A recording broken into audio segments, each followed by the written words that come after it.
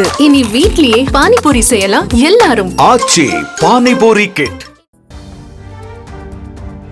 நீட்டா விஷ்ணு ஆர்கானிக்ஸ் என்கிற பெயரில் இயற்கையான அழகு சாதன பொருட்களை விற்பனை செய்யும் நிறுவனத்தை நடத்தி வருபவர் விஷ்ணு. இன்ஸ்டாகிராம் இன்ஃபுளுசராகவும் இருந்து வரும் இவர் விஷ்ணு பொலிட்டிக்கல் லென்ஸ் என்கிற பெயரில் யூடியூப் சேனலும் நடத்தி வருகிறார். மேலும் தமிழக வெற்றி கழகத்திற்கு ஆதரவாக தொடர்ந்து வீடியோக்களையும் பதிவிட்டு வருகிறார். உங்களை எல்லாம் ஓட விட்டு உங்களை எல்லாம் இண்டஸ்ட்ரியிலேயே ஓட விட்டு உட்கார வச்சுட்டு எப்பயும் என் தளபதி என் மக்கள் சரி வந்திருக்கான் பாரு, அவன் தாண்டா ஆண்மகன், அவன் தான் ஆம்பளை. இவர் களத்துக்கு வான்னு சொல்லிட்டு மற்ற கட்சிக்காரங்களுக்கு எல்லாம் ஒண்ணே ஒண்ணு சொல்லிக்கிறேன், இவர் களத்துக்கு வந்துட்டாருன்னா நீங்களா எப்படி வியாபாரம் பண்ணுவீங்க? இந்த நிலையில்தான் விஷ்ணு தாக்கப்படும் வீடியோ சமூக வலைத்தளங்களில் வெளியாகி பெரும் பரபரப்பையும் அதிர்ச்சியையும் ஏற்படுத்தியது. அந்த வீடியோவில் நண்பர் ஒருவரின் தங்கைக்கு விஷ்ணு ஆபாச குறுஞ்செய்தி அனுப்பியதாக கூறி அவரது சகோதரர்கள் தாக்குவது போன்ற காட்சிகள் இடம்பெற்றிருந்தது. மேலும் விஷ்ணுவை முட்டி போட வைத்து சரமாரியாக தாக்கி விரட்டி அடித்த காட்சிகளும் பதிவாகியிருந்தன.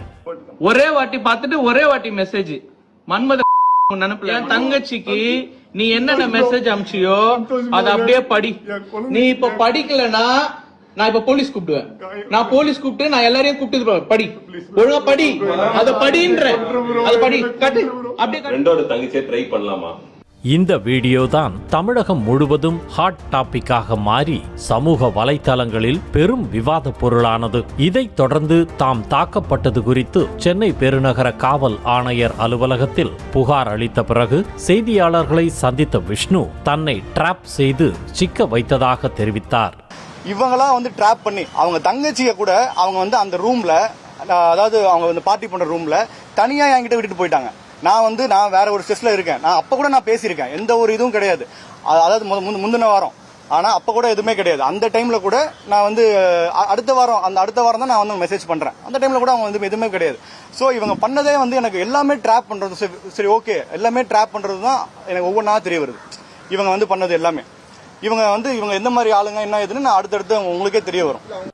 மேலும் வீடியோவில் தாமாக பேசவில்லை எனவும் தனக்கு உயிர் பயத்தை காட்டி பேச வைத்ததாகவும் விஷ்ணு கூறினார். அவங்க என்னென்னலாம் அதை பேசி அவங்க எல்லாமே அவங்க பண்ண சொன்னதுதான், எல்லாமே அவங்க பண்ண சொன்னதுதான். நான் அவங்ககிட்ட இல்ல பிரதர் நான் ஒரு எக்ஸ்பிளைன் பண்ற எதுவுமே அவங்க கேட்கறதுக்கு தயாரா இல்ல, அவங்க கேட்கவும் இல்ல. அடிச்சு மட்டுமே. அதுல ஒரு 3 பேர் பாடி பில்டர்ஸ் மாதிரி இருக்கிறாங்க, மீதி எல்லாருமே நார்மலா ஓரளவுக்கு நார்மலா ஹைட்டா இருக்காங்க. என்னால நான் எதுவுமே பண்ணிருக்க முடியாது. உயிருக்காக மட்டும்தான் நான் அந்த வீடியோல நான் அப்படி பேசினேன். அதோடு தன்னை தாக்கியவர்கள் குறித்த ஆதாரம் தன்னிடம் உள்ளதாகவும் உயிருக்கு பயந்து அவர்கள் சொன்னதையெல்லாம் செய்துவிட்டு தப்பி வந்ததாகவும் தெரிவித்தார். நீங்க பார்த்தது அவங்க கிட்ட இருக்க வீடியோ மட்டும்தான். என்கிட்டயும் ஒரு ஃபுல் வீடியோ இருக்கு, அதாவது ஆதாரம் இருக்கு. அதுக்கு முன்னாடி அவங்க எடுத்த வீடியோலாம் இருக்கு. அவங்க என்னென்னலாம் பண்ணிட்டு இருக்காங்க, அவங்க என்ன மாதிரி ஒரு இதுன்னு எனக்கு இப்பதான் அதுக்கப்புறம் தான் கொஞ்சமா தெரிய வருது. அது எல்லாமே என்கிட்ட இருக்கு. அதெல்லாம் உங்களுக்கு தெரியாது, அவங்க வெளியிட்டதுனால மட்டும் தான் அது தெரியும். அவங்களும் அதை வெளியிட்டு அதுக்கப்புறம் பயந்துட்டு அதை டெலீட் பண்ணிட்டாங்க என் அக்கௌண்ட்ல இருந்து.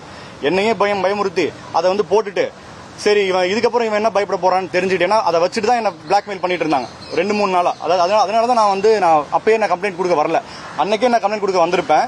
ஆனா என் உயிருக்கு அது பண்ணிட்டு தான் நான் வந்தேன். அங்க தப்பிச்சு வந்ததே மிகப்பெரிய விஷயம். அவங்க கிட்ட கெஞ்சி தான் வந்தேன்.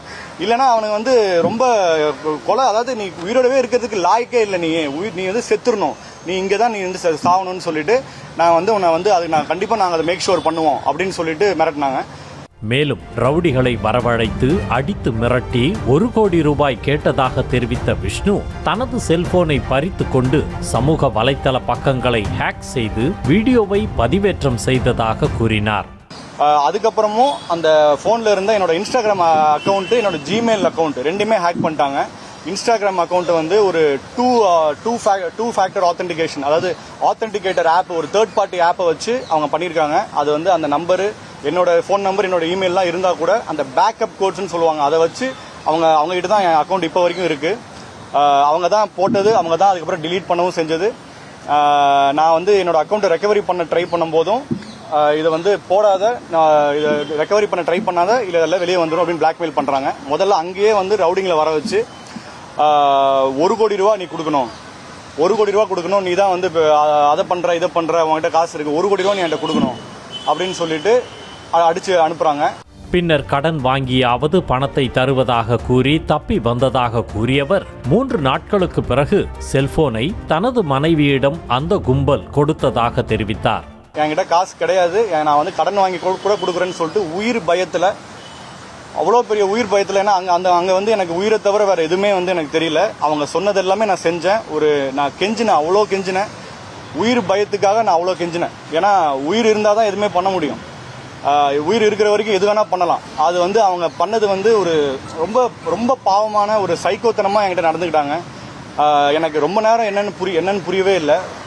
அதுக்குள்ளேயே எனக்கு வந்து அடி வந்து இன்னுமே வந்து இந்த தலையில் எனக்கு வீக்கம் இருக்குது, இன்னுமே இருக்குது.